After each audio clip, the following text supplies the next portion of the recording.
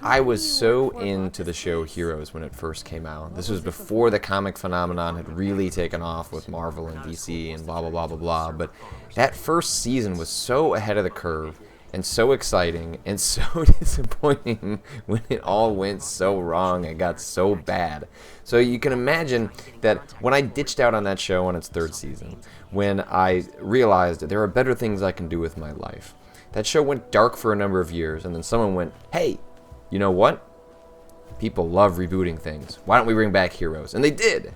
But I didn't fall for their trap. I didn't watch that television show. And I certainly was not going to play the video game tied into this brand new Heroes television series.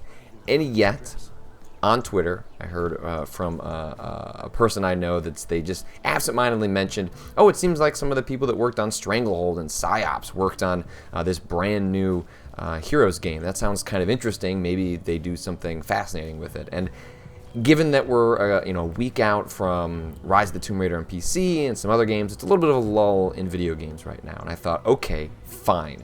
I'll give this Heroes game a shot. I'll try this thing called Gemini Heroes Reborn, which already the name bothers me and makes me not want to play it. It sounds like a tie-in, and who wants to play tie-in video games? But look, I have played through from start to finish this entire game. It is actually fascinating, well done, works within its constraints, and does some really interesting things. You know, if you're not familiar, Heroes is a television show about superpowers, and so naturally, the video game tie-in is also about superpowers. So you play this girl, Cassandra, and she's gone out to this facility in the middle of nowhere with her friend, who has promised there are answers to her family, and it's going to make everything make sense about why she doesn't remember where she grew up from, and blah, blah, blah, blah.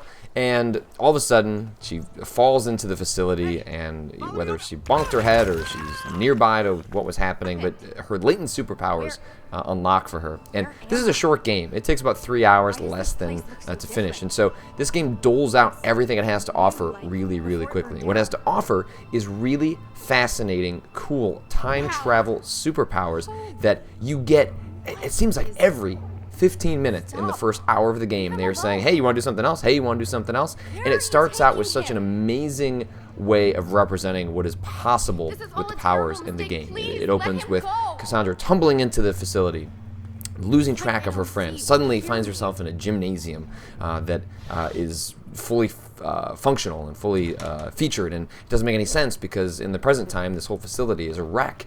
And she taps into her superpowers, realizes she can look into the past, and then soon enough she can alternate between two time periods. Soon enough she can pick up objects and throw them around. Soon enough she's able to slow down time. Soon enough she is able to slow down time and grab bullets and throw them back at enemies.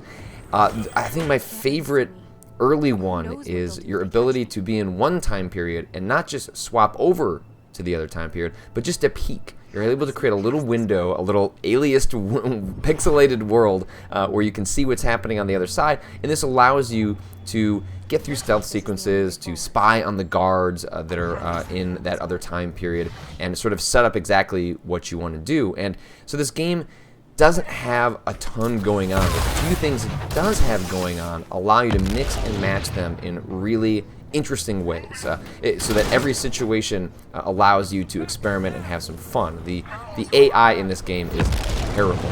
The guards are there just to be your plaything, but in being your plaything, it only works if the powers themselves open the door to a lot of different possibilities, and that's what this game does. Now, sometimes those possibilities meant I was picking people up and just throwing them into the fans over and over again. Sometimes it meant I just liked to sit there over and over and wait for their bullets to go in front of my hand, and I would shove it back in their face. But the world, while limited in scope, has a lot of depth so long as you're willing to put in the time and the creativity to take advantage of it. And these are the kinds of games that I miss, where they have actual production values, where they look like a quote-unquote real game. Like, that's not to say anything to indie games as a pejorative. Like, I'm okay with lower budgets. I'm okay with different styles of aesthetic. I'm okay with lower quality art in service of interesting stories and interesting gameplay. But I have to admit that I miss this type of game, which is like, it looks really good, it plays really interestingly, and it doesn't have an open world. It doesn't have, it's not biting off more than it can chew. It's saying, like, here are a couple of interesting things you can do. go for it. And it's focused and it's interesting, and I cannot believe I spent the majority of an afternoon working through a video game based on the television show Heroes. It just doesn't make any sense to me, and yet that's where we're at. And I have to tell you, having played through it, I just found myself continually interested in wanting to go forward. And it's not because it's an amazing game, it's just interesting. And it comes at a perfect time in which there isn't that much out. It's only $15.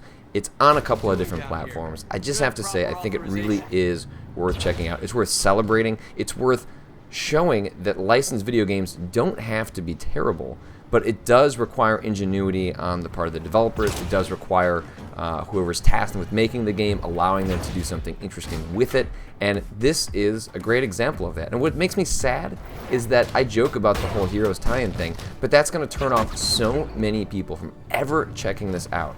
And so hopefully, if this video goes just a little bit of the way of saying, look, it's interesting, it's cool. I guess I keep using the word interesting, and at some point it maybe sounds like it is a pejorative, but it's not. It's just to say what it tries to do, it does well. It doesn't try to do too much more than that, and that's okay. And weirdly, I am sitting here telling you that you should play Gemini Heroes Reborn, because you know what? It's a cool video game.